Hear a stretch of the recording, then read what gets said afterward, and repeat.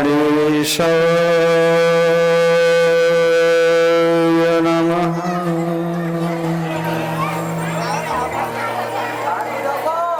श्री शारदाय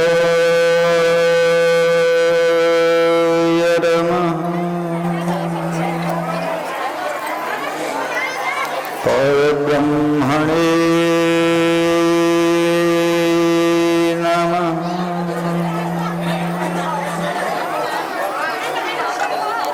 सद्गुरुदेवाय नमः। उमापति महेश्वराय नमः।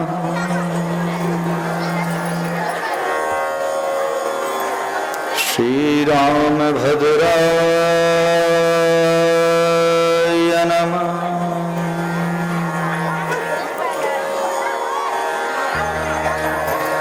गुरुर्ब्रह्मा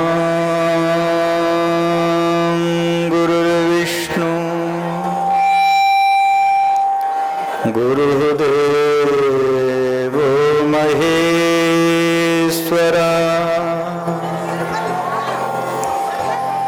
गुरुः साक्षात् परं ब्रह्म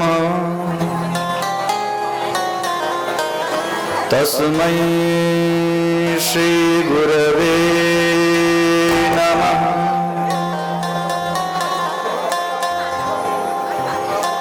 अखण्डमण्डलाकारं व्याप्तं येन चराचरं तत्पदं दर्शितं येन तस्मै श्री गुरवे नमः।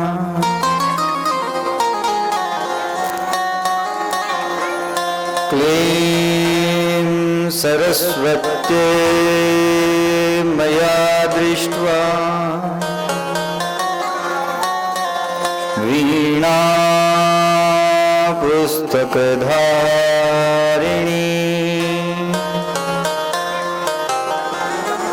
हंसयुक्ता विमानरूढ़ा दान ददातु मे।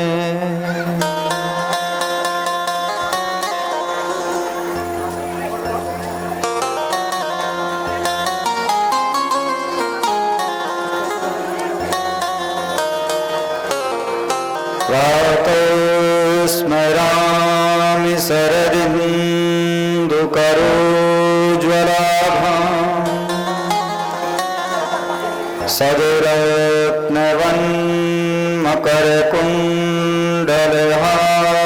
सदरत्नवन्मकरकुण्डलहारभूषां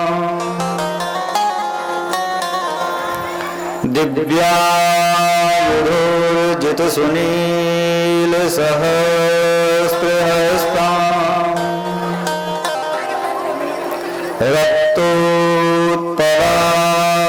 रक्तोत्पलाभचरणां भवतीं परेशां शरणां गतदीनार्त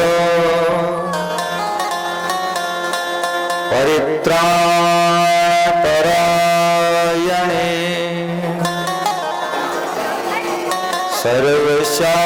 सर्वशारतिहरे देवी नारायण नमोस्तुते।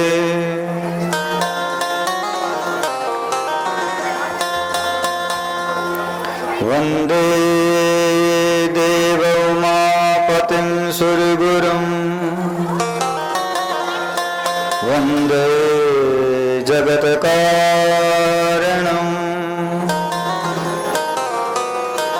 वन्दे पन्नगभूषणं मृगधरं वन्दे पशूनां पतिं वन्दे सूर्यशशाङ्कवह्निनयनं मुकुन्दप्रियम्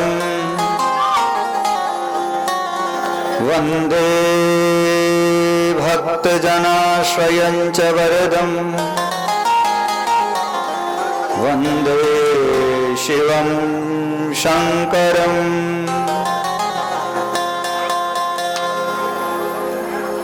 नमोऽस्त्वनन्ताय सहस्रमूर्तये सहस्रपादाक्षिशिरोरुबाह्वे सहस्रनाम्ने पुरुषाय शाश्वते सहस्रकोटि युगधारिणे नमः।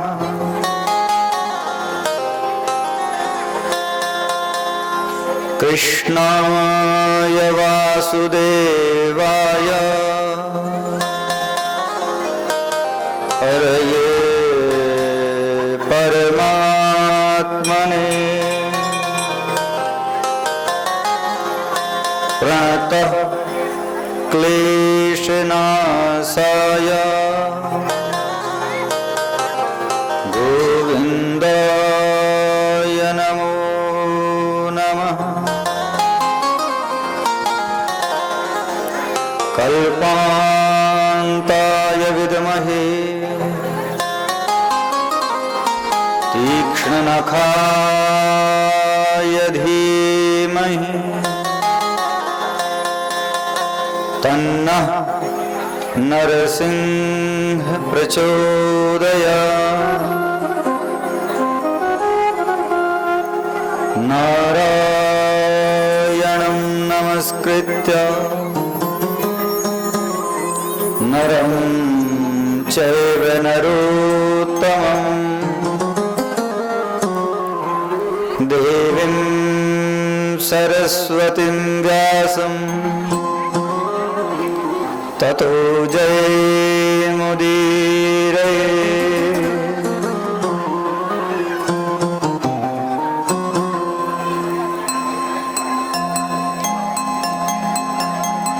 परम वंदनीय प्रातः स्मरणीय गुरुदेव मां आह्लादनी शक्ति गुरुदेव इष्टदेव के चरणों में मस्तक को रखकर मंचस्थित विद्वत वरेण्य भक्ति से ओतप्रोत मातृ और भ्रातृ शक्ति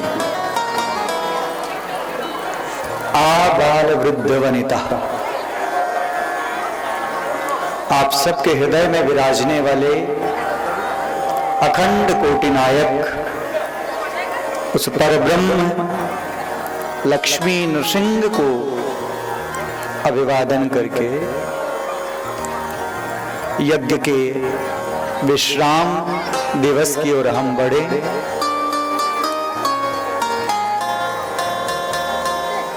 कल भगवान का प्रादुर्भाव संध्या काल पर आप सब ने श्रवण किया। किस प्रकार भगवान ने अपने भक्त के जीवन के कष्ट को दूर किया। आज विश्राम दिवस है और अन्य दिनों से अधिक उत्सुकता के साथ हम यहाँ आज उपस्थित हैं। वेद मर्मज्ञ ब्राह्मणों द्वारा भी आपके सम्मुख यज्ञ किया गया।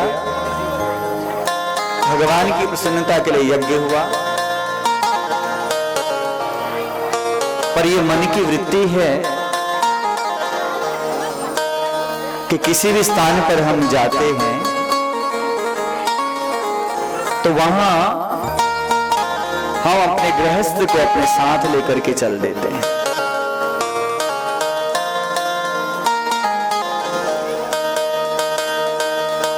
संत एक ही बात कहते हैं कि उनके पास और कुछ है नहीं, है तो सिर्फ प्रभु के नाम का धन है। और अक्सर हम किसी स्थान पर जाते हैं ना, तो वहां अगर कोई हमारा सगा संबंधी हमें मिल जाता है तो वो हमसे वहां प्रश्न करता है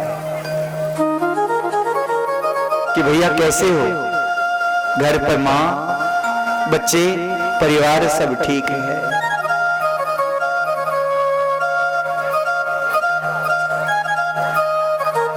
और आप सब भी ऐसा ही करते हैं।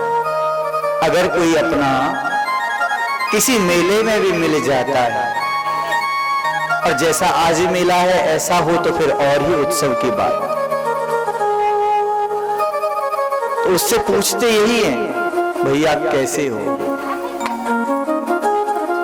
कोई पूछता है घर-बार कैसा है, कोई पूछता है परिवार कैसा है।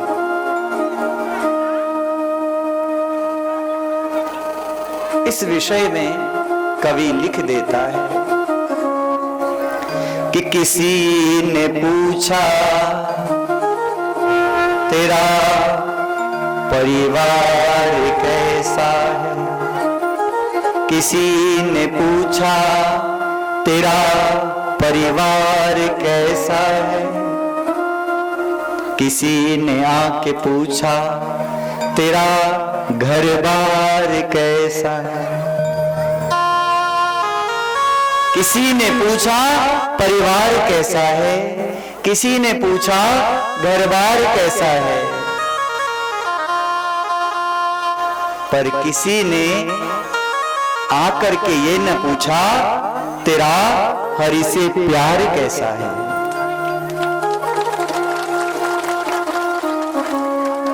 परिवार घर-बार पूछ दिए पर हरि से प्यार नहीं पूछा। क्यों? क्योंकि हमने अपने चित्त को हरि पर लगाया ही नहीं। ये सत्संग किया किस लिए? कि वो हरि हमारे अंतःकरण में आके विराजमान हो जाए। किस प्रकार? जिस प्रकार सनत कुमारों के हृदय में है। बद्रिकाश्रम से अन्य किसी स्थान पर जाते नहीं हैं, और अगर बद्रिकाश्रम में भी विचरण करते हैं तो हर पल हरि शरणम श्री हरि शरणम, हरि शरणम श्री हरि शरणम, हरि शरणम हरि शरणम, हरि शरणम हरि शरणम,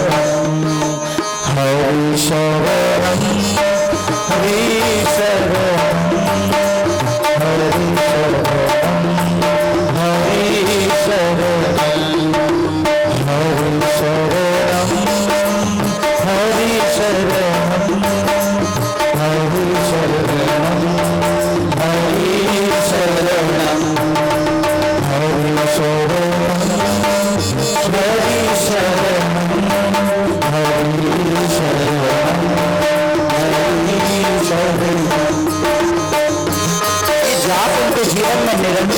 चलता रहता है, अविरल गति में ये चलता रहता है।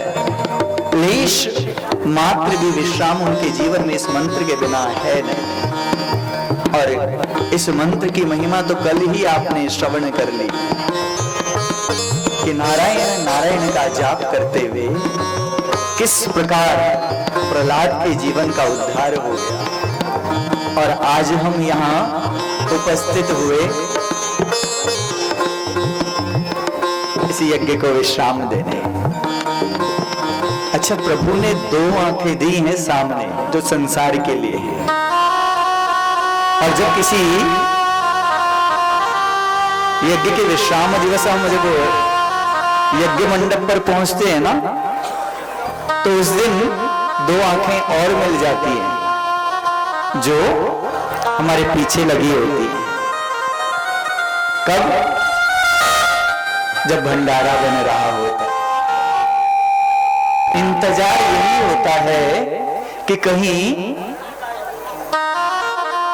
हम इधर लगे रहे और उधर भंडारा खत्म तो नहीं हो जाएगा।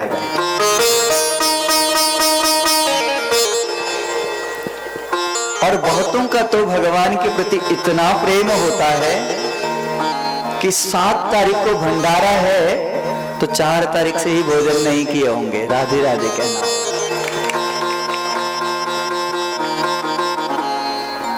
भगवान के प्रसाद का विशेष महत्व है।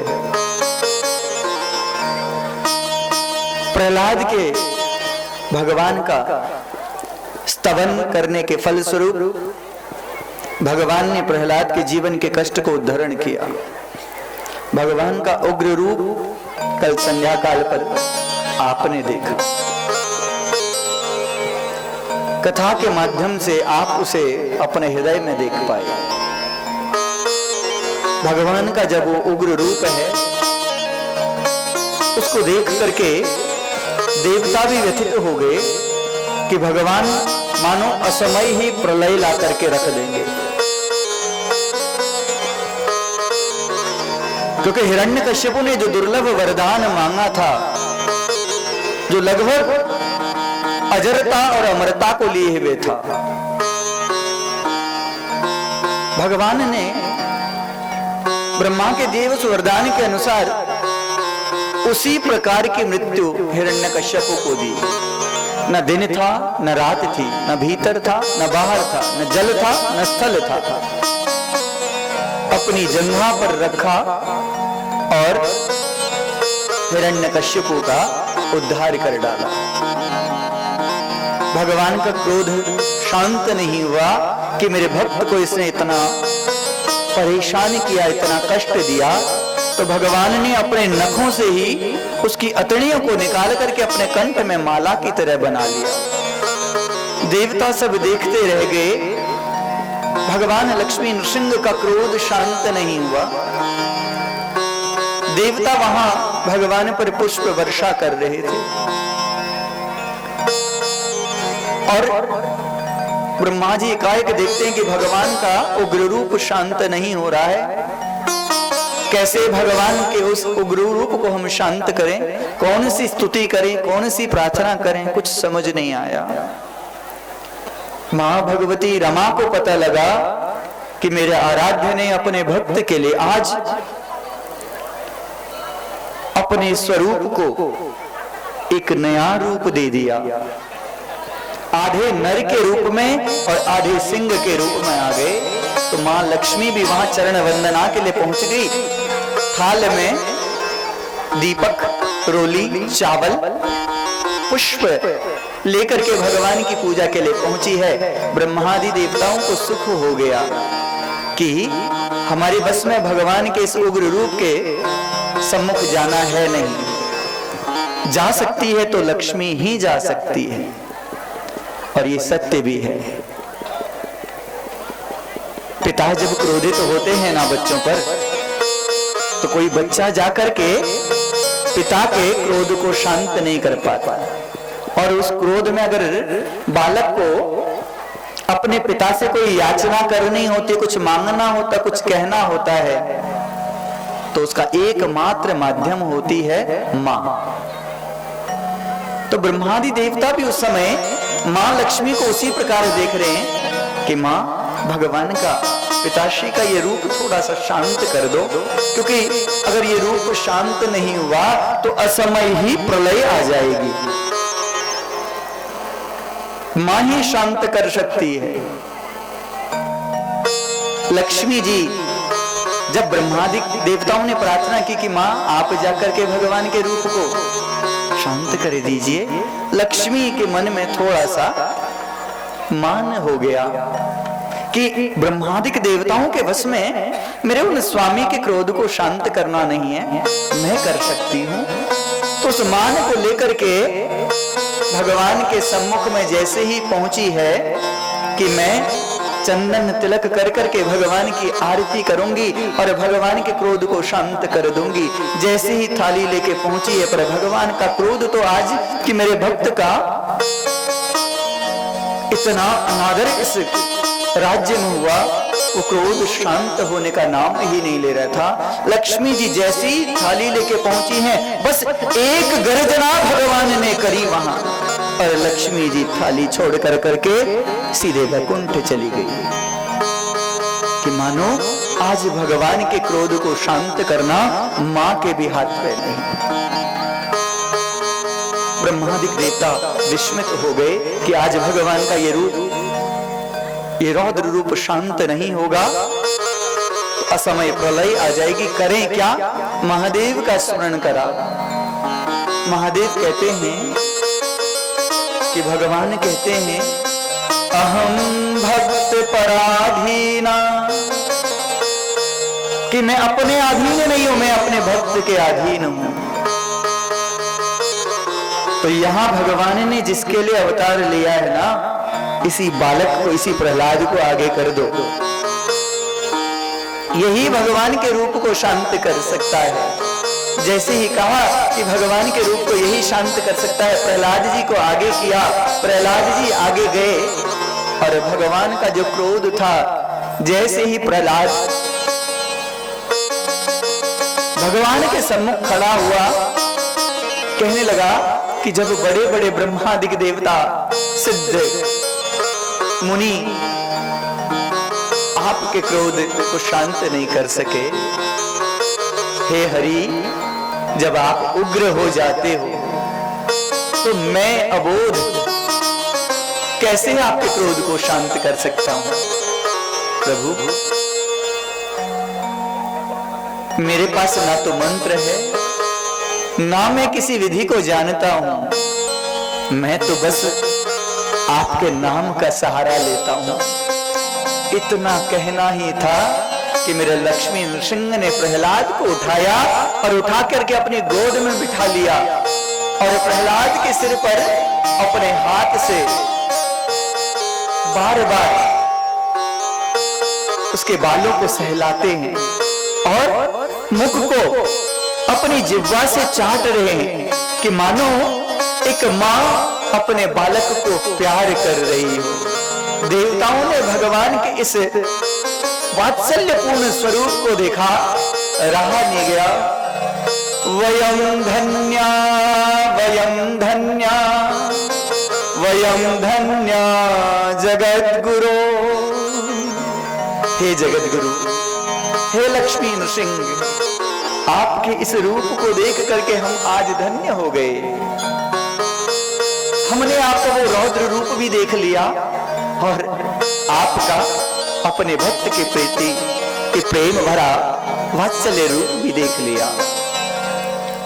प्रहलाद ने स्थितियों से भगवान को संतुष्ट किया। भगवान लक्ष्मी नृसिंह प्रहलाद को राज्याभिषिक्त कर करके अपने धाम को चले गए।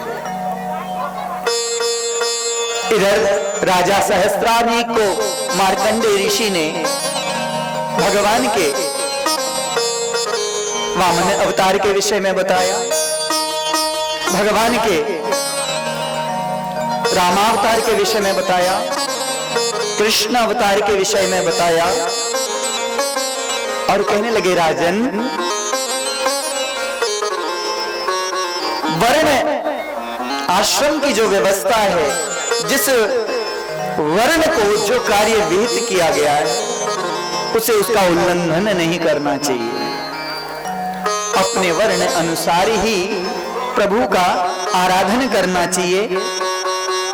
यति धर्म को बताया कि किस प्रकार यति को प्रभु का आराधन करना है, उस विषय में बताया। कहने लगे, राजन, अब आपको क्या बताऊं मैं, क्या श्रवण करना चाहते हो, क्या सुनना चाहते हो? राजा कहने लगा, गुरुदेव, आपकी महती कृपा हुई कि आपने भगवान नृसिंह के विषय में मुझे बताया, पर भगवान मेरे मन में हे गुरुदेव एक प्रश्न है कि भगवान का अर्चन केशव का पूजन कैसे किया जाना चाहिए। स्नात्वा भीष्मनि देवेशो अर्चयेद अच्युतम त्वति त्वयोक्तम मम विप्रेन्द्र तत्कथम पूजनम भवे। कि भगवान केशव का पूजन कैसे करना चाहिए, भगवान लक्ष्मी नृसिंह का पूजन किया कैसे जाता, वो कौन से मंत्र हैं जिन मंत्रों से भगवान का पूजन किया जाता है। तब मार्कंडेय ऋषि कहने लगे अर्चनम संप्रवक्ष्यामि विष्णोर अमित तेजसा यत्कृत्वा मुनयः सर्वे परम निर्वाणमवाप्नुयुः। राजेंद्र, अब आप सुनो किस प्रकार भगवान का अर्चन किया जाता है। राजन, उन अमित तेजस्वी भगवान विष्णु के पूजन की विधि में आपको बताता हूं, जिससे मुनिगण मोक्ष को प्राप्त कर जाते हैं। जो अग्निहोत्र हैं, जो अग्नि के माध्यम से भगवान का पूजन करते हैं, भगवान लक्ष्मी नृसिंह का पूजन करते हैं, उनके लिए भगवान का वास अग्नि में है। जैसे अभी आज आपने यज्ञ किया, कल तक आप भीतर राजा के मंदिर के भीतर जो पटके हैं उन पर देवताओं का अर्चन कर रहे थे, वहां पट्ट पर लिखे हुए देवताओं का ध्यान करते थे, वहां देवता उस रूप में। और आज आप यज्ञ मंडप पर बैठे और यज्ञ नारायण में, अग्नि में भगवान का ध्यान किया, तो आज भगवान यहाँ अग्नि के रूप में विराजमान रहे। राजन, जो अग्नि में भगवान का अग्निहोत्र के माध्यम से पूजन करता है, उसे भगवान अग्नि में दर्शन देते हैं। ज्ञानियों और योगियों के लिए भगवान का वास उनके हृदय में होता है। उनको किसी मंदिर में, किसी पाषाण में भगवान के पूजन की आवश्यकता नहीं होती।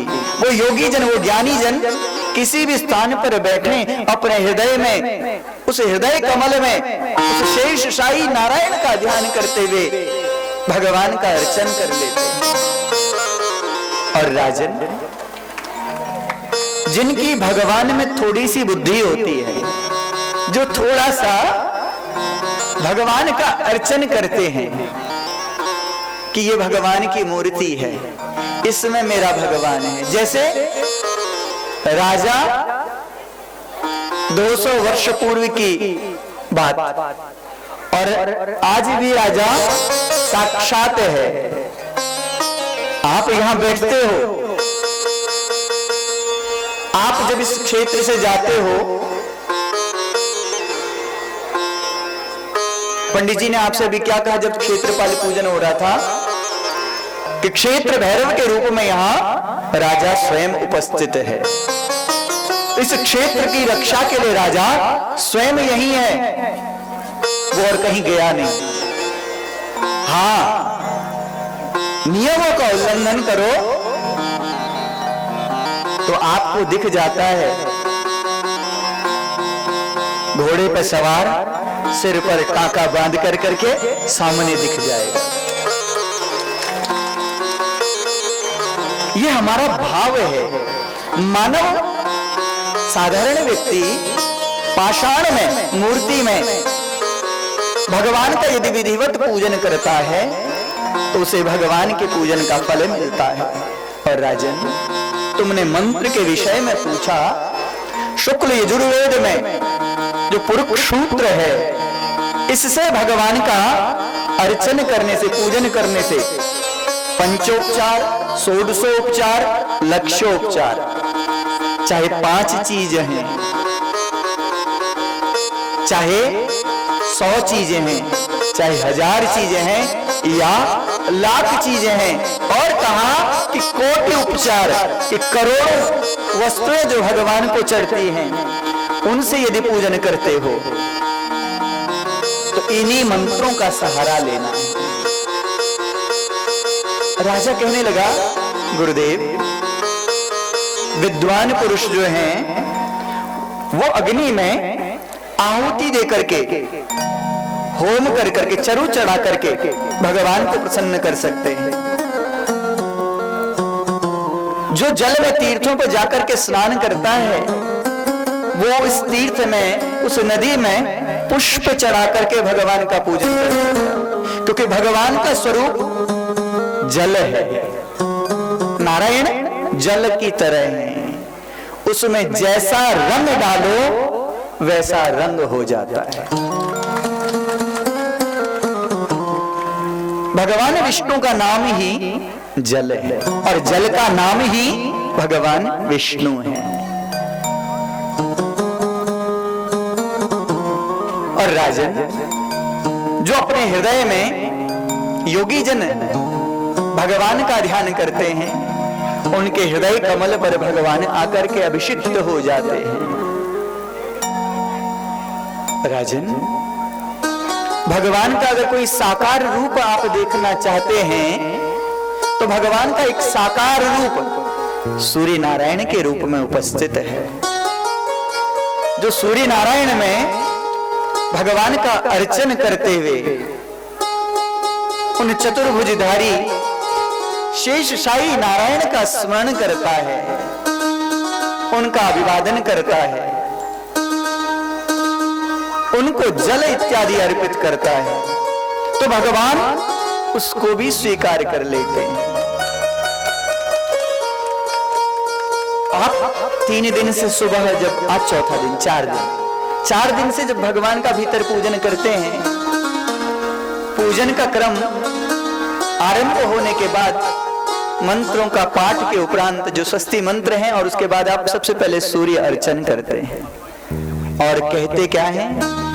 ध्येय सदा सवितृमंडल मध्यवर्ती नारायण सरसिजा सन सन्निविष्ट केयूरवान मकर कुंडलवान किरीटी हारी हिरण्यमय वपो धृत शंख चक्र।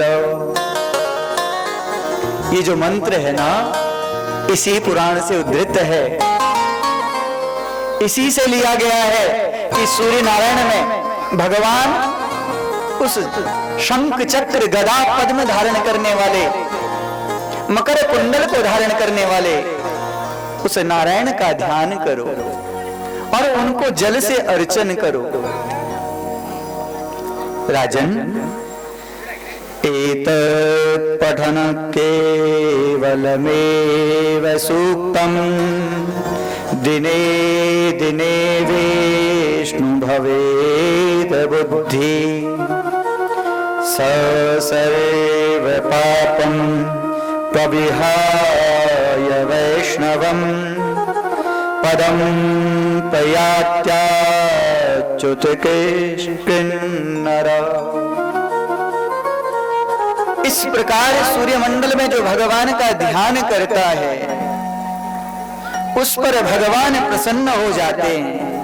और भगवान का स्वरूप कैसा है राजन? भगवान कैसे संतुष्ट होते हैं कि पत्रेषु पुष्पेषु फलेषु तोये वक्रीतलेभ्येषु सदैव सत्सु भवत्यखिलेभ्य पुरुषे पुराणे मुक्ते किमर्थं क्रियते न यत्नतो। वो भगवान जो पत्र पुष्प फल और जल से संतुष्ट हो जाता है, अगर मनुष्य उन भगवान की पूजा अर्चन ना करे तो वो करे किसकी? अर्थात मार्कंडेय ऋषि राजन सहस्रार्णिक से यही कहना चाहते हैं कि राजन, ये वो भगवान है जो पत्र पुष्प फल और जल से भी संतुष्ट हो जाता है।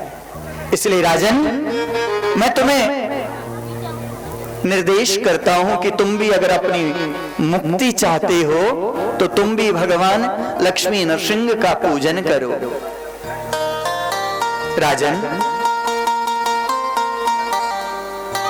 भगवान के पूजन से जीव का उद्धार हो जाता है। राजा सहस्रार्णिक, अच्छा मेरी मां, 4 दिन से लगातार कौन यहां बैठा है? हाथ उठाओ तो, और जो नहीं बैठा उनके लिए भी हाथ उठा दो, राधे राधे कहना होगा। अब मेरी माँ, मुझे ये बताओ ये कथा हो कहां रही थी? भाई गुरु पढ़ाता है तो उसको पूछने का भी अधिकार है कि कथा में बैठे और शाम को जाते हुए तेरा तुझको अर्पण क्या लागे मेरा, यही कह के जाते हो कि तेरा तुझको अर्पण क्या लागे मेरा, कह के जाते हो कि गुरुजी जो आपने दिया एक कानन सुनो तो और कानन राधे राधे। बोले नरसिंह भगवान की। चलो मैं ही आपको बता देता हूं कि प्रयागराज पर ये कथा हो रही थी। जो ये 4 दिन में बैठे थे उन्हें लीजिए बताना, वहां जो नियार से उन्हें लीजिए ले छाया कि प्रयागराज में ये कथा हो रही है और अनेकानेक आश्रमों से आकर के विराजमान वहां सब ऋषियों को, भरद्वाज आदि जो ऋषि हैं उन्हें सूत जी ये सारी कथा श्रवण करा रहे हैं। और कथा में जब सहस्रार्णिक का आगमन हुआ उसके बाद ये कथा मार्कंडेय जी और सहस्रार्णिक के बीच चल रही है। आप सब आज मेरे लिए सहस्रार्णिक हो और आप सबकी तरफ से सहस्रार्णिक राजा गुरुदेव भगवान मार्कंडेय जी से प्रश्न कर देता है। क्या कहता है? सत्यमुक्तम त्वया ब्रह्मन् वैदिको परमो विधि विष्णोर्देवातिदेवस्य पूजनम प्रतिमेधुना। गुरुदेव, आपने जितनी बातें कही वो सत्य है और भगवान के पूजन की जो विधि बताई मुझे वो भी बिल्कुल सत्य है। पर गुरुदेव, ऐसा तो हो नहीं सकता कि सभी वेद के जानकार हों, सब वेद पढ़े हों और वेद की रीति से भगवान का अर्चन कर दें, क्योंकि आपने कहा कि शुक्ल यजुर्वेद के मंत्रों से भगवान का अर्चन करना है। गुरुदेव, कुछ ऐसी मां भी होंगी, कुछ ऐसे भाई भी होंगे, कुछ ऐसे संत भी होंगे जो सिर्फ नाम धन को जानते हैं। वो किस प्रकार भगवान का अर्चन करें, उन्हें कैसे अर्चन करना चाहिए, उनके लिए भी तो कोई विधि होगी। तब मार्कंडेय जी कहने लगे, हाँ राजन, उनके लिए भी विधि है। राजन अष्टाक्षरो मंत्र सर्व पाप हर पर समस्त यज्ञ फलद सर्व शांति करह शुभ। राजन, मैं पहले ही कथाओं में आपको बता चुका हूं कि अगर कोई वेद नहीं जानता तो वो सिर्फ अष्टाक्षर मंत्र के माध्यम से ही भगवान का अर्चन कर दे, भगवान का नाम श्रवण कर ले, भगवान का अर्चन कर ले, इस नाम से ही उसका जीवन धन्य हो जाएगा। राजन, ये मंत्र है। अच्छा एक बात बताओ, कल शाम भी मेरे पास संदेश आया था और आज भी मेरे पास संदेश आया कि गुरुजी हमें मंत्र दीक्षा चाहिए।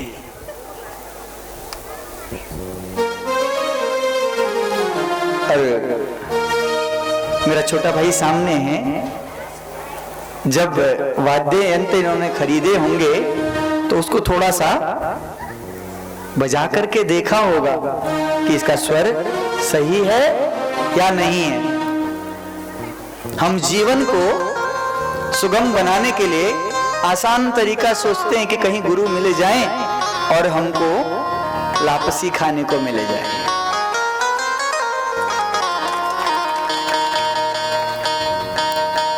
पर उन माओं को मैं एक ही बात कहना चाहूंगा कि आपको मंत्र दीक्षा दूंगा जरूर, समय आने पर। और समय भी ज्यादा दूर नहीं, पर तब तक तुम्हारे लिए काम दे रहा हूं मैं कि जो भगवान ने इस नरसिंह पुराण में मंत्र कहा है, अष्टाक्षर मंत्र, तब तक आप इस मंत्र का अभ्यास करोगे, आपकी श्वासें इसकी आदि हो जाएंगी, तभी आपको गुरु मंत्र दिया जाएगा। और ये मंत्र अष्टाक्षर कौन सा है? ओम नमो नारायणाय। कौन सा मंत्र है? बोलिए, ओम नमो नारायणाय। इस अष्टाक्षर मंत्र का आपने तब तक जाप करना है। गुरुदेव मार्कंडेय जी ने कहा कि राजन, जिसको कोई और विधि नहीं आती वो इस अष्टाक्षर मंत्र से ही भगवान का अर्चन कर दे, पूजन कर दे। और इसका पूजन करने से राजन, जीवन में अगर बड़े से बड़ा पाप भी हो जाता है ना, तो इस मंत्र के अपने हृदय में धारण करने मात्र से जीव को मुक्ति प्राप्त हो जाती है। राजन, इसी मंत्र के जाप से इंद्र, जिनको तृणबिंदु नाम के मुनि ने शाप दे दिया था और शापवशात ये स्त्री बन गए थे, इंद्र तृणबिंदु ऋषि के द्वारा दिए हुए शाप के कारण स्त्री बन गए। उन्होंने एक स्त्री की हत्या कर दी।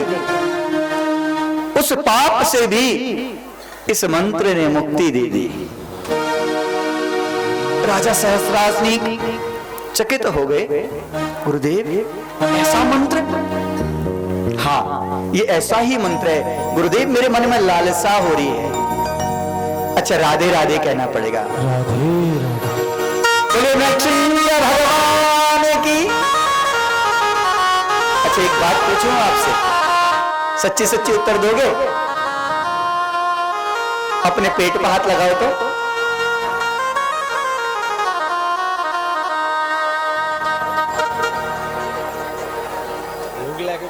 पक्का? भंडारा खाने जल्दी ते नहीं हारे? अच्छा जाकर जल्दी हारे वो हाथ उठाओ। बहुत सुंदर है।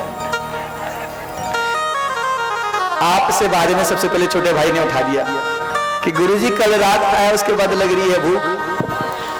राधे श्री राधा श्री राधा। राजा सहस्रासनी ने कहा कि गुरुदेव, इंद्र देवताओं का राजा कैसे स्त्री बन गया, मुझे इस विषय में बता दीजिए, और उसे बिंदु ऋषि ने क्यों श्राप दिया, मुझे ये श्रवण करा दीजिए ना। तब गुरुदेव मार्कंडेय जी कहने लगे, राजन,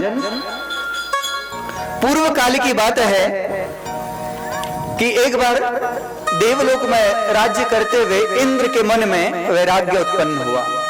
वो सोचने लगा कि ऋषि गण ये इस संसार से मुक्त होने के लिए तपस्या में निरत रहते हैं और मेरे पास इतना भोग उल्लास का ये सब वस्तुएं यहां विद्यमान हैं और मैं फिर भी संतुष्ट नहीं होता। मेरे लिए अब ये सब बेकार है और आज संकल्प करके चल दिया कि इन भोगों को मैं त्याग कर करके कैलाश पर जाऊंगा, कैलाश पर जाकर के महादेव की आराधना करूंगा। अमरावती को त्याग करके कैलाश पर आ गए, तपस्या करना आरंभ कर दिया। जब तपस्या करने के लिए वहां गया, एक दिन स्नान इत्यादि कर्म करके बाद कैलाश के भ्रमण के लिए गया तो वहां क्या देखता है कि यक्षराज कुबेर की पत्नी, जिसका नाम चित्रसेना है, मां भगवती गौरा के चरणों की वंदना करने के लिए जा रही है। उसको देख करके कामासक्त हो गया और अपने आप को धिक्कारने लगा कि मेरा इतना ऐश्वर्य होने के बाद भी धिक्कार है मेरे लिए कि ये सुंदर स्त्री रत्न कुबेर के पास है, मेरे पास नहीं। कामदेव को स्मरण किया। कामदेव को जैसे स्मरण किया, कामदेव कैलाश पर आए पर डर रहे हैं, हाथ पैर कांप रहे हैं, क्योंकि कामदेव को अपना पूर्ववृत्त स्मरण हो गया कि इसी कैलाश पर एक बार महादेव ने अपनी तीसरी आंख खोल करके मुझे भस्म कर दिया था। आज ना जाने इंद्र अमरावती का राजा हमें किस लिए बुला रहा है पता नहीं। पहुंच गए सामने और पूछ दिया, देवराज कहिए मेरे लिए क्या आदेश है, मुझे किस लिए बुलाया। इंद्र कहने लगे, कामदेव सब कुछ है मेरे पास, पर ये कुबेर की सुंदर स्त्री अगर मेरी स्त्री बन जाए तो मेरे अमरावती को और शोभा मिल जाएगी।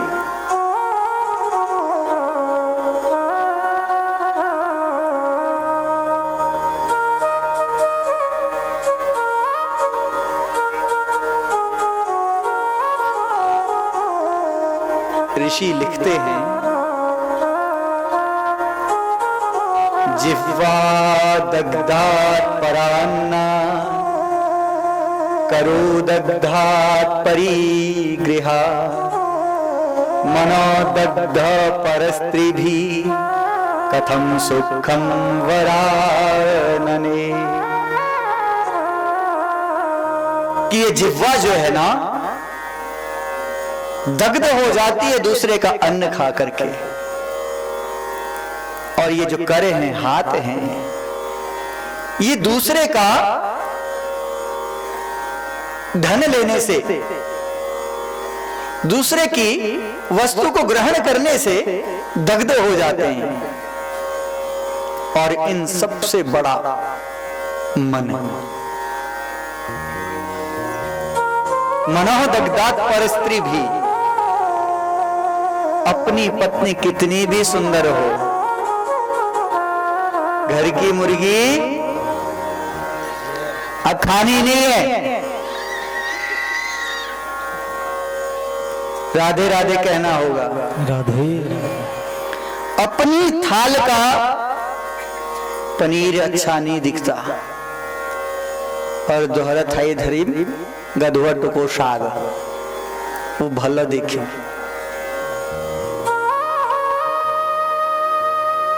इंद्र से रहा नहीं गया और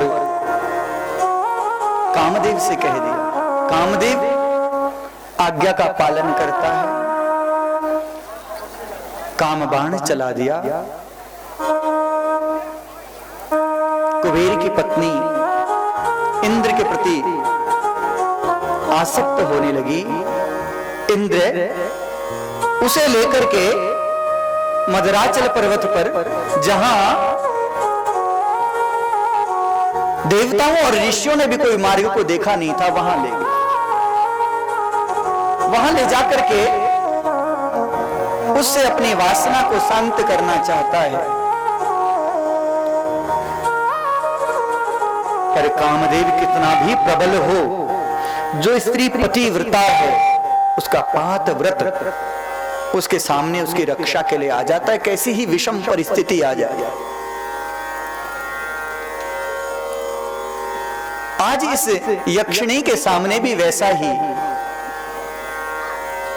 अवसर उपस्थित हुआ। इंद्र ने वहां शैया निर्माण करने का निर्णय किया, तो जो कुबेर की पत्नी है ये कहने लगी, देवेंद्र, अगर तुम मुझे अपने संग में चाहते हो, अपनी पत्नी की तरह सेवा में लेना चाहते हो, तो मेरे लिए आपके अमरावती में जो नंदन वन है वहां से पुष्प ले आओ। इंद्र इतना कामासक्त था कि वो उन पुष्पों के लिए नंदन वन चला गया। इधर मां गौरा की सेवा में इस यक्षिणी के साथ आई हुई और स्त्रियां कुबेर को जाकर के समाचार दे देती हैं कि राजन, तुम्हारी पत्नी को कोई हठवसात हर के ले गया। कुबेर अपने आप को धिक्कारने लगता है। धिक मम कृते धनपति, मेरे जैसे धनपति के लिए धिक्कार है, मेरा जीवन निरर्थक है।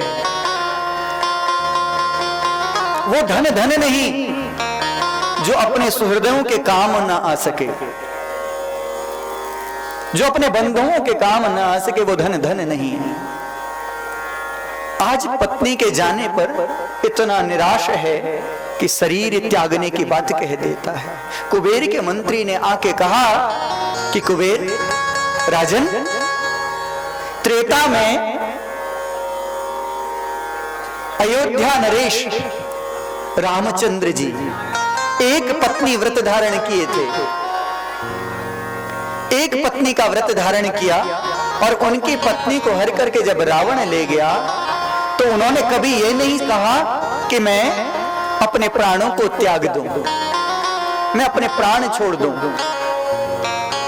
और राजन, तुम भगवान शंकर के भक्त होते हुए भी तुम आत्मदाह की बात कैसे सोच सकते हो कि तुम्हें उचित नहीं हो। राजन, तुम्हारे भाई विभीषण इस समय लंका में राज कर रहे हैं, तुम उनसे जाकर के अपनी इस व्यथा को कहो ना। कुबेर कहते हैं कि विभीषण मुझसे प्रेम नहीं करता, मुझसे द्वेष रखता है। तब कुबेर के मंत्री ने कहा, यक्षराज, सगोत्री कितना ही आपसे वैर रखता हो, पर गोत्री जैसे ही आपके ऊपर आक्षेप करता है तो वो एकत्रित हो जाते हैं। मानो यहां ये कुबेर के मंत्री द्वारा हम सब के लिए भी एक संदेश कहा है कि हम सब सनातनियों को एक होकर के रहना है। अगर हमें अपने सनातन की रक्षा करनी है, जैसे ही उस समय ये भूल जाओ मैं इस जाति से हूं, मैं इस धर्म से हूं, जब राष्ट्र रक्षा की बात आ जाए वहां एक हो जाओ।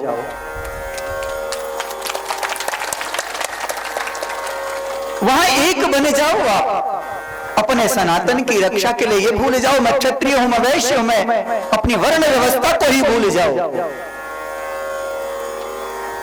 वहां सनातन की रक्षा के लिए आप एक हो जाओ। कुबेर को इस प्रकार उपदेश किया कुबेर जी। विभीषण के पास पहुंच गए।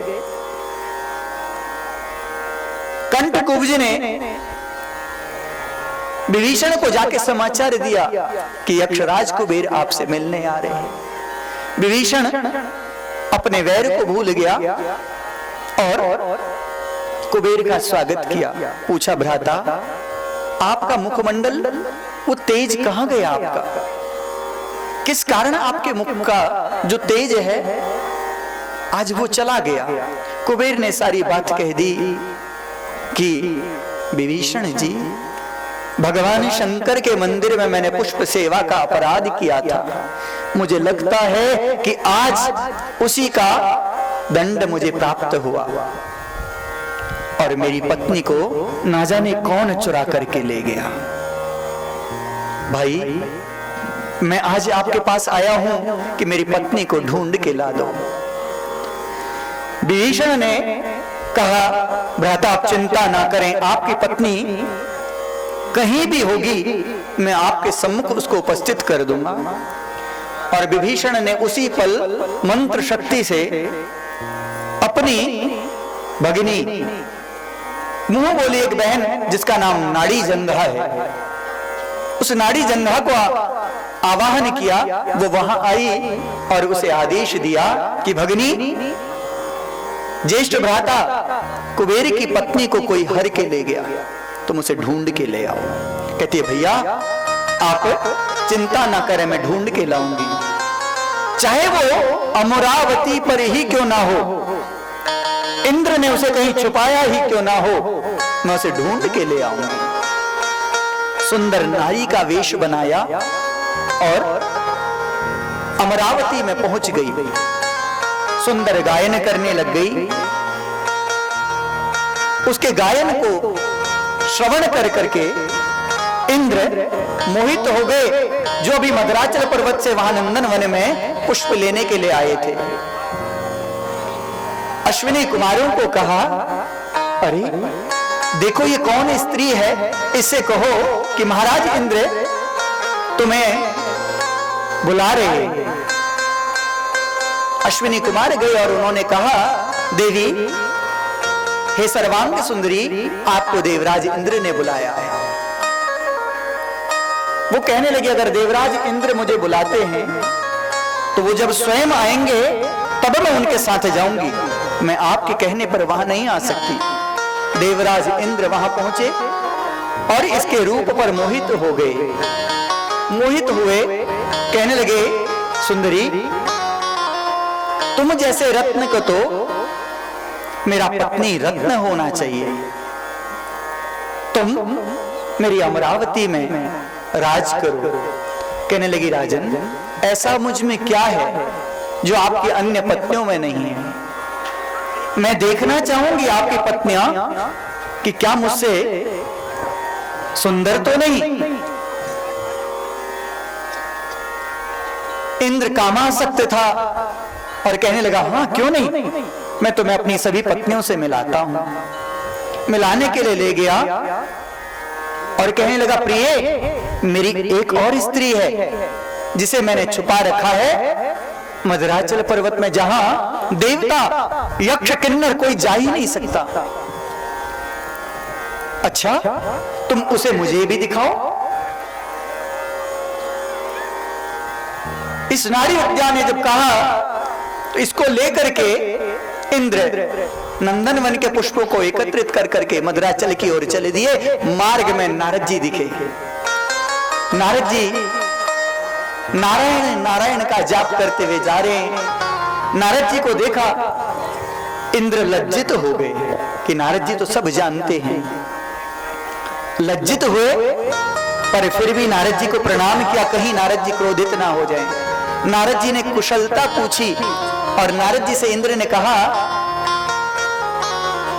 कि गुरुदेव इस समय आप कहां जा रहे हैं? तब नारद जी कहने लगे, देवराज मैं मानस सरोवर में स्नान करने जा रहा हूं। और एकाएक इंद्र के साथ बैठी हुई सुंदरी को देख करके नारद जी ने पूछ लिया, नाड़ी जंघे सब कुशल तो है ना? राक्षस राज में कोई विपत्ति तो नहीं, तुम आज देवराज के इस वाहन पर कैसे बैठी हो?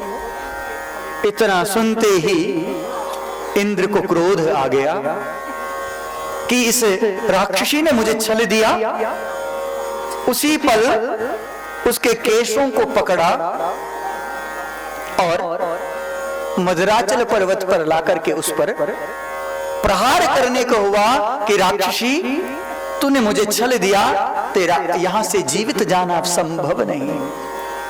वो नाड़ी जंगा चिल्लाने लगी कि मुझे अबला को कोई बचा सकता है क्या? क्या कोई यहां मुझे अबला की लाज बचाने वाला नहीं है? इतना शब्द कहना था कि उस मदराचल पर्वत पर तृणबिंदु नाम के मुनि का आश्रम था। एक अबला स्त्री की आवाज को सुना, दौड़ करके बाहर आए। जब तक कुछ कह पाते इंद्र ने उसका वध कर दिया। मुनि को क्रोध आया, तृणबिंदु ने हाथ में जल लिया और शाप दे दिया, अबला स्त्री को तूने मेरे आश्रम के पास लाकर के मारा है। जा इंद्र, तू स्त्री हो जा। तुझसे अपने लाज बचाने के लिए गुहार कर रही थी, तुझे तब पता लगेगा जब तू स्त्री होगा कि स्त्री की लाज होती क्या है। जैसे ही श्राप सुना इंद्र डर गया और मुनि के चरणों में गिर पड़ा।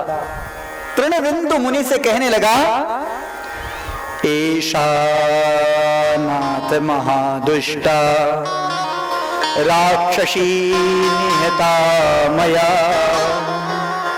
अहम स्वामी सुराणानां च शापं माहि देधुना। कि मुनिवर, ये राक्षसी है, इसने मुझे छला, मैंने इसलिए मार दिया, पर मैं देवराज इंद्र हूं, मुझे आप शाप मत दीजिए। मैं स्त्री बन जाऊंगा तो किस प्रकार मैं अमरावती पर शासन कर पाऊंगा। मुनि कहने लगे, राजन, मेरा शाप विफल नहीं होगा। तूने मेरे आश्रम पर आकर के एक स्त्री की हत्या कर दी है, चाहे राक्षसी ही क्यों ना थी, तूने स्त्री का वध किया है, तुझे शाप अवश्य लगेगा। इंद्र दुखी होकर के वहां से जा ही रहा है कि एकाएक उसका शरीर स्त्री के रूप में परिवर्तित हो गया। स्त्री रूप में परिवर्तित होकर के अमरावती पर आया। सब देवता इंद्र के स्वरूप को देख करके दुखी हो गए। सची को जैसे ही पता लगा कि इंद्र की ये स्थिति, सची ने पूछ लिया कि महाराज आपकी ये स्थिति क्यों हुई? इंद्र ने सब सच बता दिया। सची इंद्र को लेकर के ब्रह्मा जी के पास गई और ब्रह्मा जी से तृणबिंदु मुनि के शाप के निवारण का मंत्र पूछा। ब्रह्मा जी कहने लगे, देवी, तेरे पति इंद्र ने कुत्सित कार्य किया है, इसलिए इसे दंड मिला, ये शाप इसे अवश्य लगेगा। रोने लगी, कहने लगी, कोई तो उपाय होगा। कहा, तुझे पता नहीं, ये पीठ पीछे कुबेर की पत्नी को चुरा करके ले आया है। अगर मुक्ति चाहती है इसकी, तो सबसे पहले कुबेर की पत्नी को उसको लौटा दे। सची उसी पल मदराचल पर्वत पर गई और वहां से उस यक्षिणी को ले जाकर कुबेर को सौंप दिया। कुबेर प्रसन्न हुए और इधर वापस पुनः आकर के ब्रह्मा जी से प्रार्थना करी कि मुनिवर, हे परम पिता, हे परमेश्वर, मेरे पति की मुक्ति का कोई तो उपाय होगा कि इनका जो शरीर है स्त्री के रूप में जो परिणत है, ये पुनः पुरुष में हो जाए। देवता कहने लगे, हे ब्रह्मा जी, इसमें कोई संदेह नहीं है, बिना पति के नारी शोभा नहीं देती। पतिहीना यथा नारी नाथहीनं यथा बलं गोकुलं कृष्णहीनं तु तथेन्द्रेण अमरावती। हमारी अमरावती बिना इंद्र के कैसे शोभा देगी? ब्रह्मा जी कहने लगे, अगर इन्हें साप से मुक्ति चाहिए तो ये अष्टाक्षर मंत्र का जाप करें, और जब उस जाप की 2 लाख आवृत्ति हो जाए और इंद्र संकल्प ले कि आज से किसी स्त्री का वध नहीं करेगा, भगवान के आगे क्षमा याचना करे, तो ये पुनः पुरुष के रूप में परिणित हो जाएगा। अष्टाक्षर मंत्र ओम नमो नारायणाय, इस मंत्र का इंद्र ने जाप किया और संकल्प लिया कि अब मैं कभी किसी स्त्री का वध नहीं करूंगा, और परिणाम स्वरूप पुनः अपने वास्तविक स्वरूप में आ गए, अमरावती पर शासन करने लग गए। भगवान का नाम जप जो है ना, विशेष फलदायी होता है। अंत में यही आएगा तेरे का, राम से बड़ा राम का नाम, राम से बड़ा राम का नाम। अंत में यही आएगा तेरे का, अंत में यही आएगा तेरे का, राम से बड़ा राम का नाम, राम से बड़ा राम का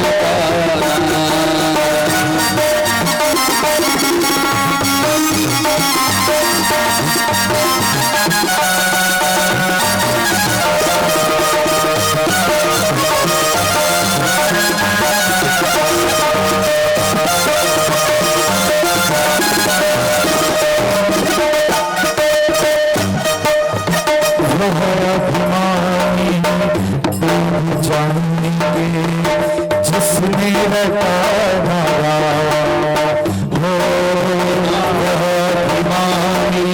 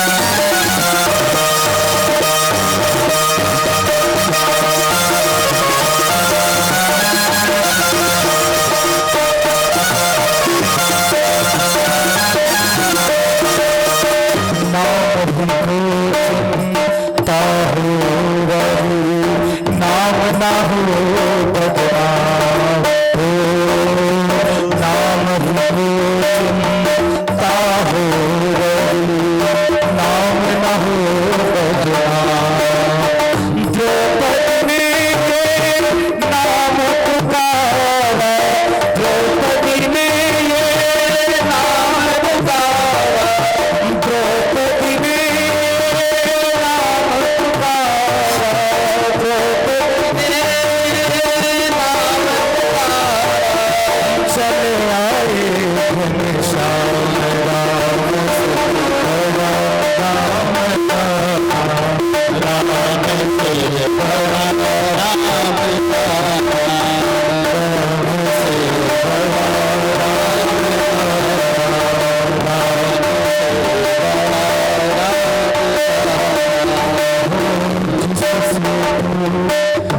जिस सागर को बिना से तूने लाभ सके नारा, ओ जिस सागर को बिना से तूने लाभ सके नारा, जिस सागर को बिना से तूने लाभ सके नारा, ओ जिस सागर को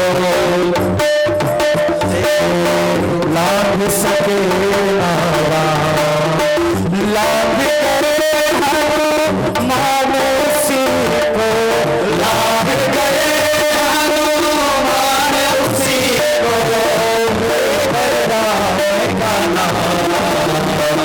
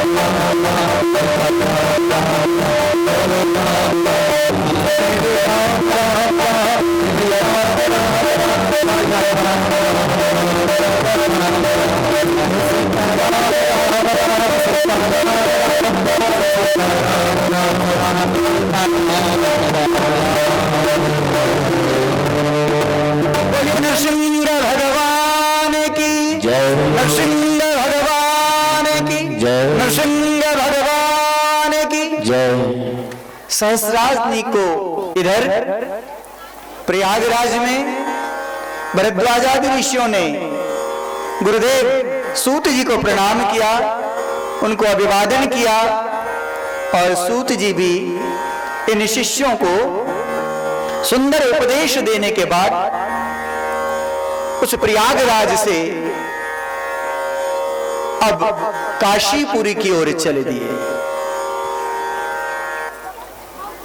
अब आज चतुर्थ दिवस है, समयानुसार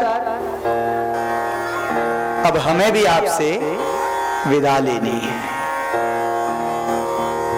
पर ये जो पुराण है जिसका आपने श्रवण किया, ये पुराण सर्व पाप हरं पुण्यम पुराणं नृसिंहात्मकम,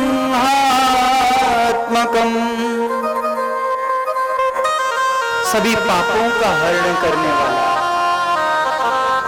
जो उसका श्रवण करता है, उसका मनन करता है और पुराण में बताए गए उपदेशों को अपने जीवन में आत्मसात करता है। जब देह विश्राम लेती है तो उस समय स्वयं नारायण आते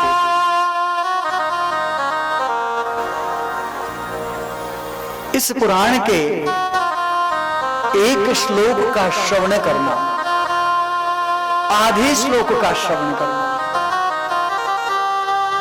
एक मंत्र का श्रवण करना मात्र ही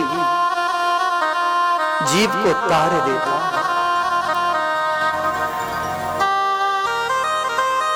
हमने 4 दिन से इस पुराण को आपको श्रवण कराया है।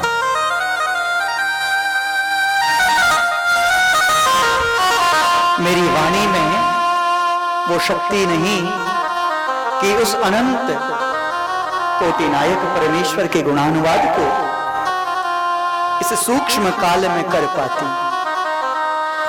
बिना उस नरसिंह की कृपा के मैं आपको कुछ भी श्रवण कराने में सक्षम नहीं था।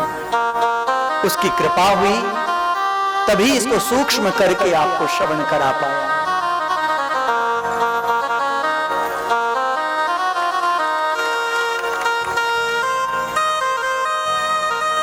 अब ऋषियों ने जिस प्रकार सूत जी का पूजन किया, उनको कथा श्रवण की कथा दी, दक्षिणा दी।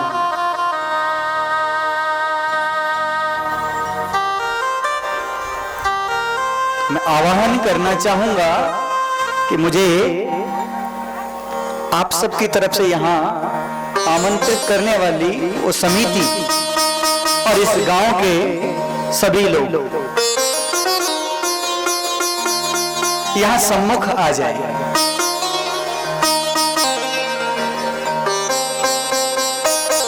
क्योंकि अब विश्राम का समय है। मैं समिति के सभी सदस्यों को और ग्राम सभा पिनाकोट, यहां के सभी लोगों को, अच्छा यहां सब पिनाकोट से ही है और जगह से दिए, बहुत सुंदर। अच्छा सभी से अब 4 दिन से आपने पुराण को श्रवण किया है, तो श्रवण करने के उपरांत अब विदा के समय मेरा अधिकार तो बनता है ना कि आपसे गुरु दक्षिणा ली जाए, है या नहीं?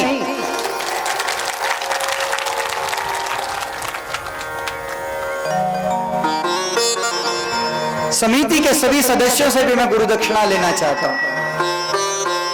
जहां कहीं भी हमारी इस वाणी को सुन रहे हो तो कुछ पल के लिए अन्य कार्यों को त्याग करके इस स्थान पर आ जाए।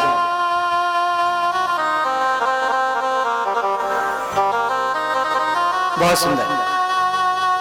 एक भाई तो यहीं उपस्थित हैं, बाकी अन्य सेवक उधर पीछे भंडारा चल रहा, उधर मत देखना, राधे राधे कहना पड़ेगा, क्योंकि अब तो गुरुजी आपसे मांगने वाले हैं, तो भूख उधर की तरफ ज्यादा जाएगी ना।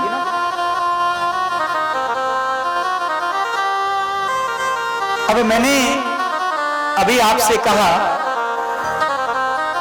कि जिनने हमसे कहा था कि गुरुजी हमें दीक्षा चाहिए, हम उन्हें दीक्षा देंगे, पर तब तक जब तक दीक्षा मिलती नहीं है तब तक अपने जीवन में इस अष्टाक्षर मंत्र का जाप आपने करना है। थोड़ी सी परीक्षा है और ज्यादा समय नहीं लूंगा, बहुत शीघ्र ही आपको मिलूंगा। जून के पहले सप्ताह में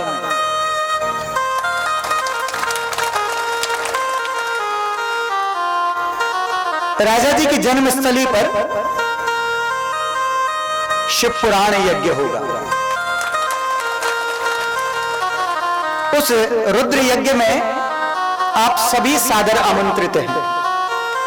जिस प्रकार सेवा भाव आप सबने यहां दिखाया, उसी प्रकार आप सब वहां पहुंचिएगा जून के पहले सप्ताह में। और रुद्र यज्ञ करने का तो अनंत कोटि फल है, और वहीं उन माताओं को, उन भाइयों को बहुत सुंदर, बहुत धन्यवाद। आप सभी समिति के सदस्य पहुंचे। परोक्ष रूप में तो आप सब थे, पर प्रत्यक्ष रूप में समिति की तरफ से इन भाइयों ने हमसे संपर्क किया, जिनके विषय में कल हमने कहा था कि हमसे पूछा गया कि गुरुजी छोटे से रूप में हम कर क्या सकते हैं, और ये सब बिना आप सबके सहयोग के संभव नहीं था। तो जून के महीने में पहले सप्ताह में राजा जी के जन्म स्थल पर हम आपको मिलेंगे, और वहीं रुद्र यज्ञ होगा, शिव पुराण की कथा होगी, और वहीं जिन्होंने दीक्षा के लिए कहा है उन्हें दीक्षा योग्य जो सेवा होगी वह प्रदान करेंगे। सत्य तो यह है कि आज तक हम किसी को दीक्षा दिए नहीं, क्योंकि गुरु मानव को बनाओगे ना तो वो चंचल है, कभी परिवर्तित हो सकता है। पर हाँ, गुरु कैसे बनाना है, किसको बनाना है, और किस मंत्र का, किस गुरु मंत्र का जाप करना है, आपको उस यज्ञ स्थल पर अवश्य हम बताएंगे। भैया सादर धन्यवाद आप सबका। मन विह्वल है, आए हर्ष के साथ थे,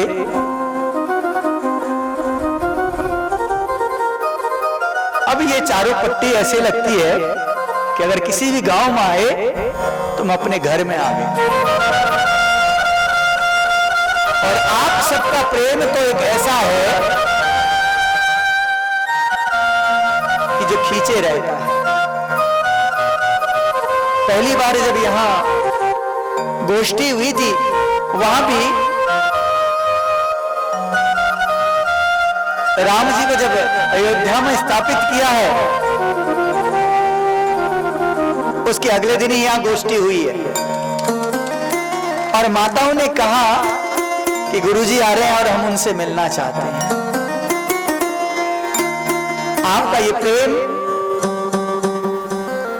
जीवन में व्यस्तता तो बहुत रहती है, पर आपका प्रेम खींचा ले आता है। डर मकल लग रही थी कि बाद आ रहा कब है, और मैंने आपको पहले दिन ही वचन दिया था कि इस यज्ञ मंडप पर स्वयं भगवान लक्ष्मी नृसिंह की कृपा है, और जिस पट्टी का राजा ही न्यायकारी हो तो वहां प्रजा को कष्ट हो ही कैसे सकता है।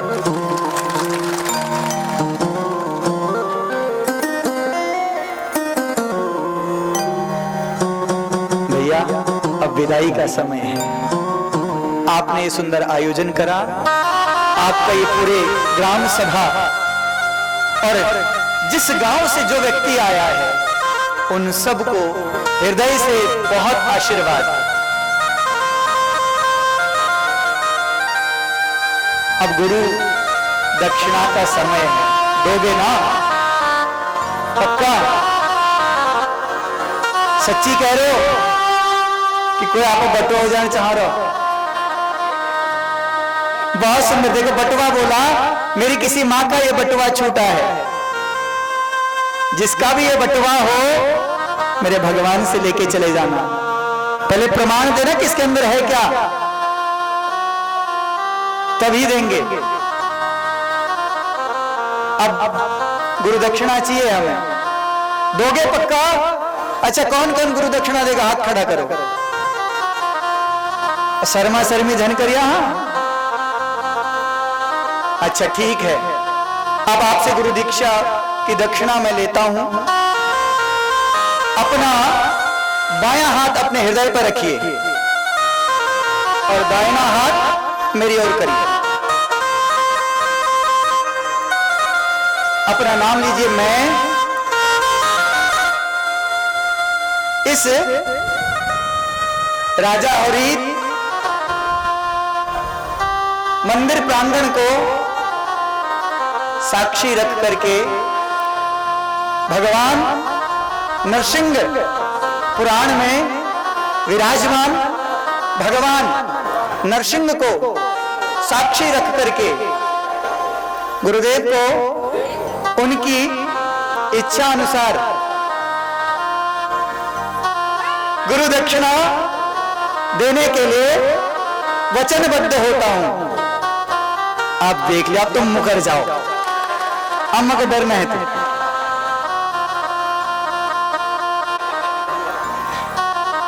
बहुत सुंदर। अच्छा, मैं आपसे अधिक कुछ नहीं मांगता, मेरी गुरु दक्षिणा सिर्फ इतनी है कि 4 दिन से आपने इस कथा को श्रवण किया और इस कथा का उद्देश्य आप सबको पता होगा कि राजा की इस त्याग स्थली में इस राम गंगा नदी तट को हम स्नान घाट में परिवर्तित करने का प्रयास कर रहे हैं। इसी उद्देश्य से इस कथा को किया गया। अब ये कुछ भाई तो सामने हैं जो आपके प्रतिनिधि के रूप में, पर कुछ परोक्ष में भी पीछे की तरफ से भी जो सामने नहीं आ रहे, काम उनका भी होगा और मेरी माओं की तरफ से भी होगा।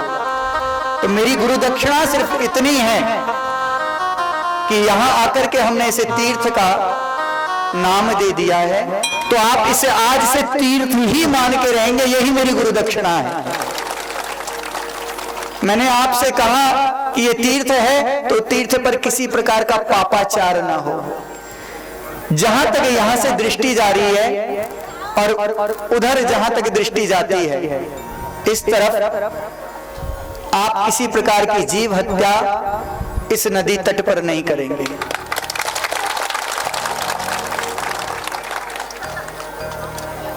यही मेरी गुरु दक्षिणा है और मुझे आपसे पैसों की आवश्यकता नहीं है। मुझे आप इतना ही दे दो कि आज जिस गंगा तट को हमने आरती कर करके, उस भागीरथी का आवाहन कर करके, कि मां जिस प्रकार आप हरिद्वार में कल कल का निनाद करती हुई पापियों के पाप उतारती हो, इसी प्रकार आप राम गंगा स्वरूप में यहां भी जो आपके पास आए उसके पापों का तारण कर देना। मेरी गुरु दक्षिणा सिर्फ इतनी ही है और भविष्य का पता नहीं, कल का पता नहीं कि क्या होगा। हम नहीं तो हमारी आने वाली पीढ़ियां अवश्य इसे देखेंगी। जब ये स्नान घाट बन जाएगा उस समय इसकी पवित्रता का ध्यान भी आपने रखना है। ये नहीं कहना है कि ये सल्ट समाज समिति या ग्राम सभा पिनाकोट ही इसको आकर के देखेगी। आए, वही कपड़े धोने लग गए, वही शरीर पर मर्दन करके शैम्पू साबुन जो आप लगाते हैं, गंगा में वो सब वर्जित है। मैं श्रवण कर रहा था, छोटा भाई, शास्त्र की एक उक्ति कहता है कि तीर्थ की महत्वता क्या है। हम किसी भी स्थान पर जाकर के पाप कर देते हैं, वो पाप तीर्थ स्थान पर आकर के नष्ट हो जाता है। अन्य क्षेत्र कृतम पापम तीर्थ क्षेत्रे विनश्यति। किसी भी स्थान पर आपसे कोई गलती से पाप हो गया तो तीर्थ में जाकर के वो पाप नष्ट हो जाता है। और यदि तीर्थ स्थान पर आपने पाप कर दिया तो उसका प्रभाव वज्र की तरह होता है, वो नष्ट नहीं होता है।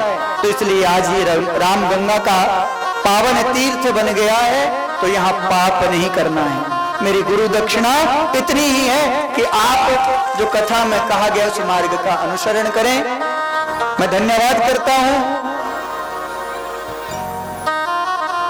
समय को देखते हुए कथा को सूक्ष्म किया, अन्यथा दान का महत्व भी है।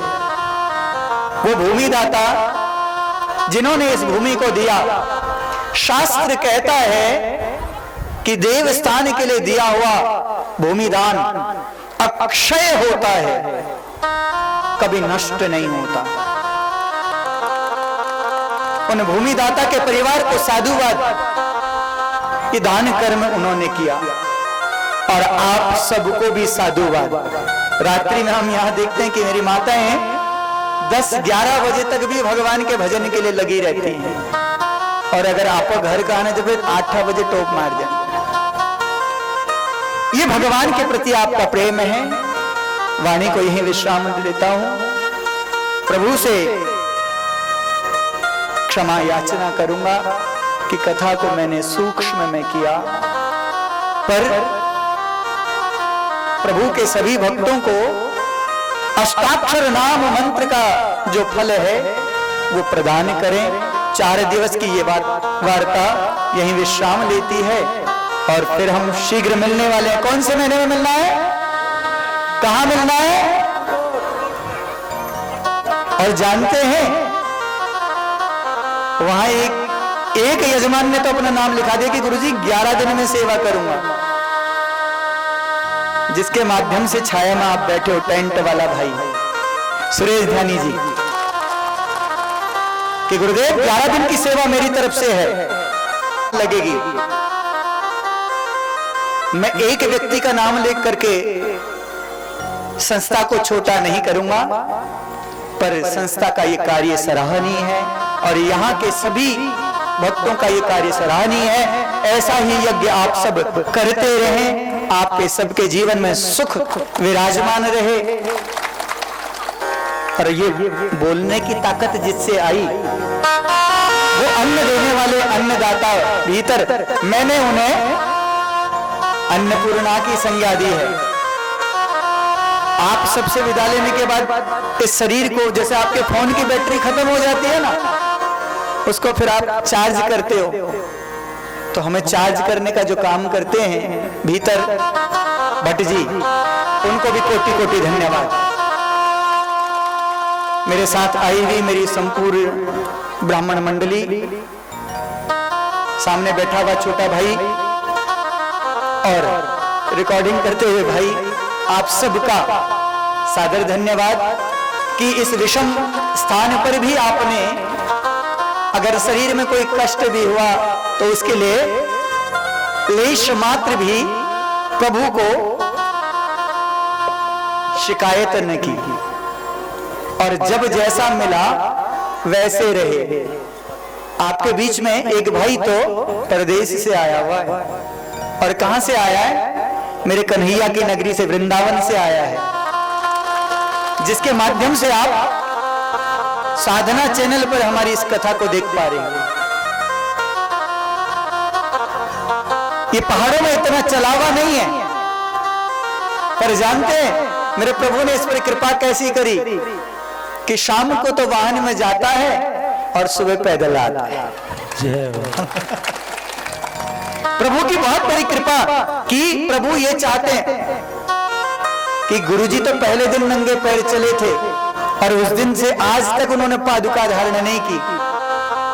मेरे प्रभु ने कहा कि पगले तू इस तीर्थ में आया है, तू भी अपने चरणों की सेवा प्रभु की ओर लगा दे। तो नंगे पैर चला गया, शाम को सुबह नंगे पैर आया। गुरुजी इतने बड़े बड़े कांटे चुभ गए। प्रभु चाहता है, ऐसा नहीं कि वाहन की व्यवस्था नहीं है, वाहनों की व्यवस्था भी पूर्ण है, पर प्रभु की इच्छा थी कि ये पैदल आए। और गंगा आरती आपने जिसके माध्यम से देखी, वो छोटा भाई, उम्र बहुत छोटी है, पर 14 वर्ष काशी में वास किया उसने, और कहते हैं जिसका काशी में वास हो जाता है उसे मुक्ति तो अपने आप हो जाती है। और वो काशी से गंगा की आरती कर करके यहां उसी गंगा की आरती कर गया। अब मैं अपनी पूरी मंडली के साथ अपनी वाणी को विराम देता हूं, और आप सबके हृदय को अगर यहां से या मेरे भाइयों की तरफ से या हमसे कोई ठेसपूर्ण वार्ता कह दी गई हो, तो उसके लिए मैं आप सबसे क्षमा मांगने वाला नहीं, राधे राधे कहना पड़ेगा। मैं आपसे यही कहने वाला हूं कि हम तो सुधरने वाले नहीं, तुम सुधर जाइए। कि हम तो नहीं सुधरेंगे, तुम सुधर जाना, गलती करना और फिर हमें बुलाना। वाणी का विश्राम। बहुत बहुत साधुवाद, बहुत बहुत धन्यवाद। बोले नृसिंह भगवान की। देवताभ्यो नमः, ग्राम देवताभ्यो नमः, स्थान देवताभ्यो नमः, वासुदेवता सर्वेभ्यो देवेभ्यो नमः, सर्वेभ्यो ब्राह्मणेभ्यो नमः। प्रीतिवती सहितायां श्रीमन्नमः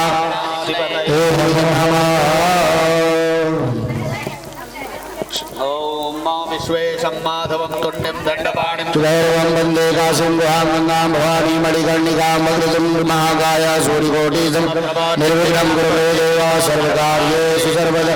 प्रीतिवती सहितायां श्रीमन्महागणाधिपतये नमः। अग्निं प्रज्वाल्य ॐ चन्द्रमा मनसो याति चक्षो सूर्यो अजा सोद्रागायुष प्राणशमुखाग्निरजायत। वरदनावाग्नये नमः। सर्वोपचारार्थे गन्धाक्षतपुष्पाणि समर्पयामि। शाण्डिल्यगोत्रोत्पन्नस्य भोग्ने यः गच्छ यः तिष्ठा पूजार्थं तम् आपूजयामि, स्थापयामि, पूजयामि। प्रतिष्ठा कर्तव्यो मनोजोतिर्भदामान् यज्ञमिमन्तनो दर्शनं यज्ञपुंसमिमन्तधातोः स्वे देवास हेमादयन्तार। प्रतिष्ठा अस्य प्राणा प्रतिष्ठन्तु अस्य प्राणा चरन्तु च अस्य देवतमर्च नामहेति जगश्चन। वर्धनावाग्नये नमः। पूजन कर्तव्ये पाद्यो सुपानीयं जलं समर्पयामि। अर्घ्यं मुखे आचमनीयं सर्वाङ्गेषु स्नानीयं जलं समर्पयामि। ॐ पञ्चनद्यः सरस्वतीमभियन्तु सस्रोतसः सरस्वती तु पञ्चदासो पंचामृतं मया नीतं स्नानार्थं प्रतिगीयतां दर्शनानं समर्पयामि। गन्धोदकं दुरादुष्टां नित्यपुष्टां गणेश्वरीं सर्वभूतानां दानोपवेश गन्धं समर्पयामि, अक्षरां समर्पयामि। धूपानि समर्पयामि, धूपदीप नैवेद्यानि निवेदयामि। नामाग्ने नमः। नैवेद्यम् ओम नाभ्यासीदन्तर्कं शेषाद्योः समवर्तता प्रियां बहुमतिजा रुद्रान् तथा लोकान् अगलभयन्ना नैवेद्यं निवेदयामि। प्राणाय स्वाहा, प्राणाय स्वाहा, प्राणाय स्वाहा, प्राणाय स्वाहा, समानाय स्वाहा। हस्ते हस्ते पाण्यं जलं समर्पयामि। उत्तरापोषणं ऋतुफलं सकलताम्बूलं सात्विकवर्ण्यार्थे द्रव्यदक्षिणायां समर्पयामि।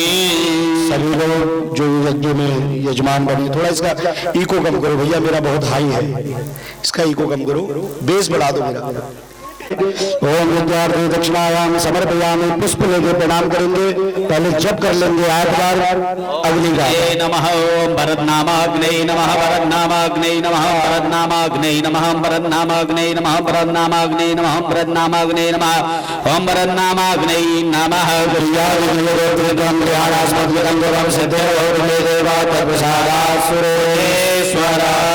पुष्प लेके हाथ जोड़ेंगे, अग्नि जी को प्रणाम करेंगे, प्रार्थना करेंगे, हे वरदनामाग्नि वरद देने वाली शुभ धारयामि।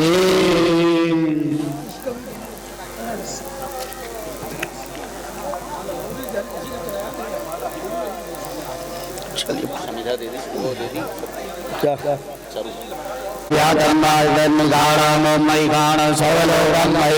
श्रिये नमः स्वाहा। श्रिये स्वस्ति न इंद्रो वृद्धशर्वाः स्वस्ति नः भोगा विश्ववेदाः स्वस्ति नः सावको अरिष्टनेमिः स्वस्ति नो बृहस्पतिर्दधातु नमः स्वाहा। इदं स्वस्तिदं नमः। ॐ मात्रम्बकं जजामहे सुगन्धिं पुष्टिवर्धनं उर्वारुकमिव गन्धनामृतोमुक्षीयमामृतात् महेश्वराय नमः स्वाहा। महेश्वराय इदं नमः। ब्रह्मजिज्ञानं प्रथमं पुरुषाभिषेकः सूर्यो वेनावः सर्वज्ञा उपमा सविष्टाः सदशिवो निम सदस्यविवाहं मरे नमः स्वाहा। इदं ब्रह्मणे इदं नमः। विष्णुविचक्रमे प्रेधानि दधे पदं वा समूढमसिवां सुरे स्वाहा। ओम विष्णवे नमः स्वाहा इदं विष्णवे नमः नमो संभवाय च मयो भवाय च नमः शंकराय च महेश्वराय च नमः शिवाय च शिवतराय च शांब सदा शिवाय नमः स्वाहा इदं शिवाय इदं नमः ओम वसो पवित्रमसि सतधारं वसो पवित्रमसि सतधारं देव शिवाय पवित्रेण सतधारेण शुद्धा कामरुचा सप्तवीर्तमातृकेभ्यो नमः स्वाहा सप्तवीर्तमातृके इदं नमः गौरी पद्मा सचीने सावित्री विजया जया देवसेना स्वाहा माधरो लोकमाधर ऋषिभूषेधातुष्टिरात्मना कुलदेवता ऋषेनाधिकायुक्ता वृतो पूजा षोडशमातृकेभ्यो नमः स्वाहा इदं षोडशमातृकाय दण्डेन सविता रथेन देवो जातिभुवनानि पश्यन् सूर्याय नमः स्वाहा सूर्याय इदं नमः इमं देवा सकलपर्वं स्वजं महते सुधाय महते देवाय महते राजाय ऋषिदेवाय इमामुखे ब्रह्मशे ब्रह्मशे विषयी नमो मिलासो मोस्माकं ब्रह्मणानागुराजाय ब्रह्मसे स्वाहा ब्रह्मसे इदं नमः ओम भगवदादिवः भगवते बुधराय पापागुणेत वंशिजिन्वन्यो भवाय स्वाहा इदं नमः ओम बुद्धाय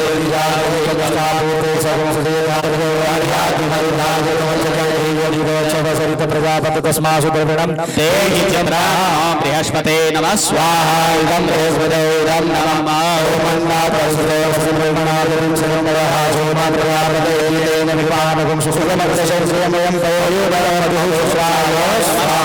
इदं शुक्राय इदं नमः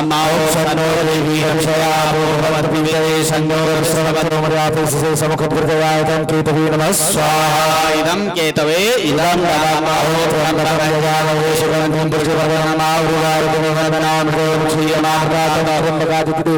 नमः स्वाहा ओम अग्निं दूतं देवताभ्यो नमः स्वाहा ओम गणेभ्यो गणपति भजवो नमो नमो राधेभ्यो राधपति भजवो नमो नमो जपो नमो नमो देवतेभ्यो विष्णुभ्यो भजवो नमो नमः गणपति आदि पंचलोकपाल देवताभ्यो नमः स्वाहा ओम इंद्र आसान्विता बृहस्पति दक्षिणाय नाम अभिवंजली राम जयंती नाम हृदयस्तकबालेभ्यो नमः स्वाहा हरि ओम महा स्वाहा अमाय स्वाहा नैऋत्ये स्वाहा ओम वरुणाय स्वाहा ओम अष्टवसुभ्यो स्वाहा एकादश रुद्रेभ्यो स्वाहा द्वादशादित्येभ्यो स्वाहा अश्वनीभ्यां स्वाहा पैतृक विश्वदेवेभ्यो स्वाहा ओम सप्तयक्षेभ्यो स्वाहा ओम भूतनागेभ्यो स्वाहा ओम गंधरा अप्सरेभ्यो स्वाहा ओम स्कंधाय स्वाहा ओम नंदीश्वराय स्वाहा ओम शूलमहाकालाय स्वाहा ओम दक्षिणाय स्वाहा ओम दुर्गायै स्वाहा ओम वैष्णव्यै स्वाहा ओम सदायै स्वाहा ओम मृत्युरोगाय स्वाहा ओम गणपतये स्वाहा ओम अदिभ्यो स्वाहा ओम मरुद्भ्यो स्वाहा ओम पृथ्व्ये स्वाहा गंगादि नदीभ्यो स्वाहा ओम सप्तसागरेभ्यो स्वाहा ओम शक्तये स्वाहा ओम दंडाय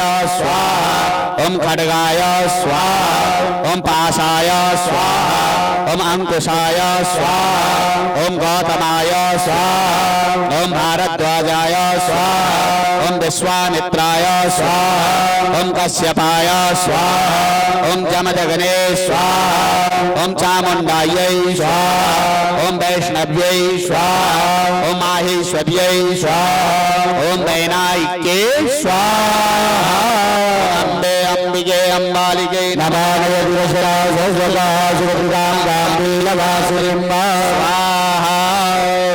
ओम महानागो शिवंजिले तस्मात् अजायत विष्णवे नमः स्वाहा ओम आदस्वा अजायत ये के जो भया दंड सज्ञा विभजस्य ओम विष्णवे नमः स्वाहा जद्पूर्वं व्याददोः कातिदाभ्यकल्पयुराजन्याकृतः ओरोतदशयस्य प्रजां वंशोत्रो अजायत ओम विष्णवे नमः स्वाहा ओम चन्द्रमा मनसो जातचक्षो सूर्यो अजाय श्रोत्रायुष्य प्राण च मुखाग्निरजायत विष्णवे स्वाहा ओम नाभ्यासीदन्तरिक्षगं सूक्ष्माभ्यौषमवर्धता प्रजां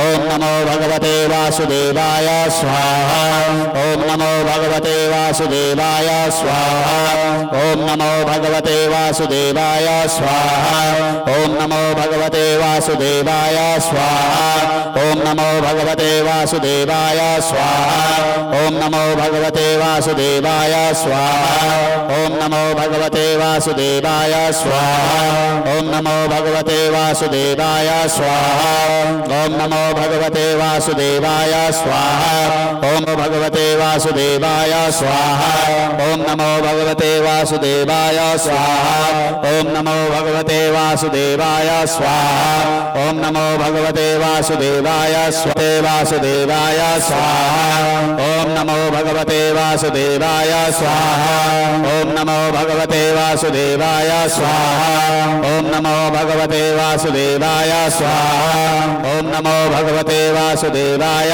स्वाहा ओम नमो भगवते वासुदेवाय स्वाहा ओम नमो भगवते वासुदेवाय स्वाहा ओम नमो भगवते वासुदेवाय स्वाहा ओम नमो भगवते वासुदेवाय स्वाहा ओम नमो भगवते वासुदेवाय स्वाहा ओम नमो भगवते वासुदेवाय स्वाहा ओम नमो भगवते वासुदेवाय स्वाहा ओम नमो भगवते वासुदेवाय स्वाहा ओम नमो भगवते वासुदेवाय स्वाहा ओम नमो भगवते वासुदेवाय स्वाहा ओम नमो भगवते वासुदेवाय स्वाहा ओम नमो भगवते वासुदेवाय स्वाहा ओम नमो भगवते वासुदेवाय ओम नमो भगवते वासुदेवाय स्वाहा ओम नमो भगवते वासुदेवाय स्वाहा ओम नमो भगवते वासुदेवाय स्वाहा पूर्णमिदं पूर्णात् पूर्णमुदच्यते पूर्णस्य पूर्णमादाय पूर्णमेवावशिष्यते स्वाहा बोलिए यज्ञ पुरुष भगवान की जय श्री नरसिंह भगवान की जय राजा हरिहित महाराज की जय ओम बसो पवित्रमसि सतधारं बसो पवित्रमसि सहस्रधारं देव सुद्वाय पिता पुनात् बसो पवित्रेण सतधारेण सुवा कामदुक्ष स्वाहा